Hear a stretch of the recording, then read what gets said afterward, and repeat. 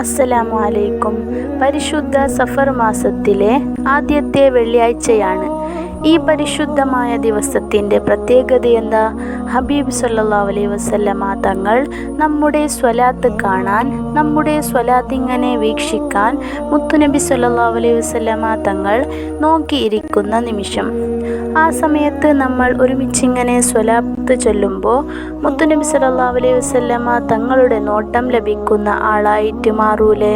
എത്ര വലിയ അനുഗ്രഹമാണ് നമ്മളിലേക്ക് പെയ്തിറങ്ങാൻ പോകുന്നത്. അള്ളാഹു തൗഫീക്ക് നൽകട്ടെ. ആമീൻ. സ്വലാത്തുൽ ഫാത്തിഹ ചൊല്ലുക.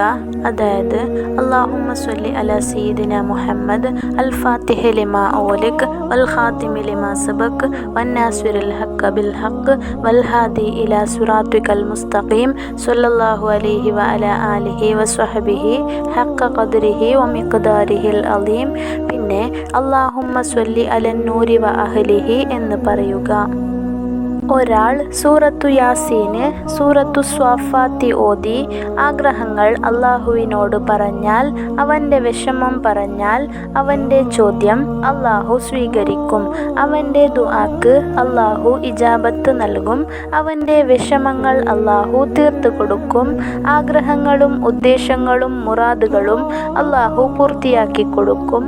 അള്ളാഹു തൗഫീക്ക് നൽകട്ടെ. സ്വലാത്തും ദിക്റുകളും വർദ്ധിപ്പിക്കാനുള്ള ഭാഗ്യം അള്ളാഹു നൽകട്ടെ. ആമീൻ. വീഡിയോ ഇഷ്ടപ്പെട്ടാൽ, നന്മ തോന്നിയാൽ മറ്റുള്ളവരിലേക്കും എത്തിച്ചു കൊടുക്കുക.